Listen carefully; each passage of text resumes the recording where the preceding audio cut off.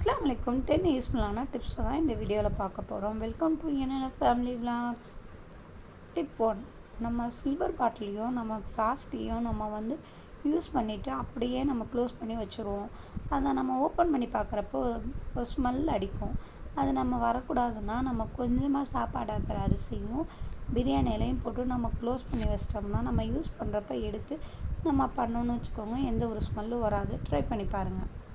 Tip 2, நம்ம வெளியில் கிளம்புறப்ப நம்ம வாட்டர் பாட்டிலில் நம்ம தண்ணி ஊற்றி வைப்போம். அந்த தண்ணி அப்படியே லீக் அவுட் ஆகும் செய்கிறப்ப. அதனால நம்ம என்ன பண்ணணும், பலூன் இருக்குங்களா, பலூனை ரப்பர் பேண்ட் மாதிரி போட்டு க்ளோஸ் பண்ணலாம். இல்லைன்னா ரப்பர் பேண்டே வச்சு நம்ம க்ளோஸ் பண்ணி வச்சிட்டோன்னு வச்சுக்கோங்க, கொஞ்சம் கூட லீக் அவுட் ஆகாது. ட்ரை பண்ணி பாருங்கள். டிப் 3, நம்ம சில்வர் பாட்டிலில் நம்ம குழந்தைகளுக்கு கொடுத்து விட்றப்ப வீக்லி ஒன்ஸ் நம்ம க்ளீன் பண்ணால் நல்லாயிருக்கும்.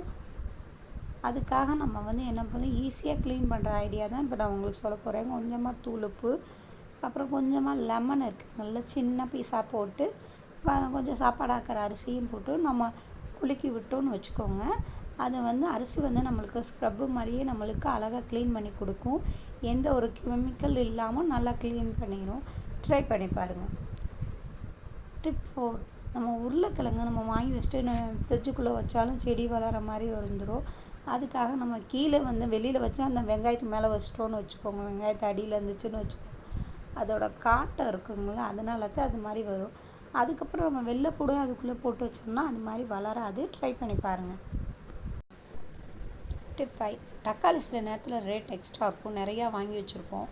அப்போ நம்ம தக்காளி கெடாமல் இருக்கிறதுக்காக தேங்காய் எண்ணெய் எடுத்து அந்த நடுப்பகுதியில் நம்ம அப்ளை பண்ணி வச்சோம்னா தக்காளி கெடாமல் இருக்கும். டிப் 6, சிஸ்ஸர் சில நேரத்தில் ஷார்ப்பாக நம்மளுக்கு வெட்டாது. அதுக்காக நம்ம மாத்திரை கவரில் இப்படி கட் பண்ணிக்கிட்டே இருந்தோன்னு வச்சுக்கோங்க, நல்லா நம்மளுக்கு ஷார்ப்பாக ஆக்கி தரும். அதுக்கப்புறம் வீட்டில் இருக்கிற பொருளை வச்சு இன்னொரு பொருளை வச்சு நம்ம சிஸ்ஸரை ஷார்ப்பாக்கலாம். அதுக்காக நம்ம இப்போ எடுத்துருக்கிறது தூளுப்பு தான்.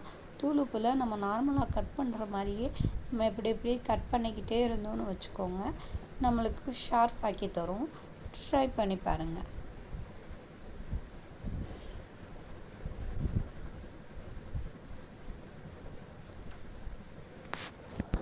டிப் 7, உருளைக்கிழங்க கத்தியில் ஷார்ப் இல்லாத இடத்துல நம்மளை தேய்ச்சிக்கிட்டே இருந்தோன்னு வச்சுக்கோங்க, நல்லா ஷார்ப் ஆக்கிடும். அதுக்கப்புறம் துருப்பிடிச்ச கத்தியை கூட ஈஸியாக ரிமூவ் பண்ணலாம். அதுக்காக ஈஸியாக ரிமூவ் பண்ணலாம்.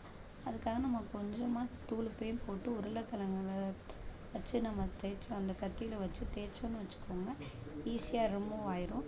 அப்புறம் நம்ம யூஸ் பண்ணாத கத்தியில் நம்ம சில்வர் பேப்பரை சுற்றி வச்சோம்னா துருவம் பிடிக்காது, நல்லா எப்போயுமே ஷார்ப்பாக இருக்கும். டிப் 8, உருளைக்கிழங்கு வேறப்போ ஒரு துண்டு லெமனை போட்டு தேய்ச்சோன்னா அதில் கரை பிடிக்காது. ட்ரை பண்ணி பாருங்கள். டிப் 9, உருளைக்கிழங்கு தோலை கருவலியும் இருக்கிற இடத்துல நம்ம தேய்ச்சோன்னு வச்சுக்கோங்க, ஈஸியாக கருவலியும் ரிமூவ் ஆயிடும்.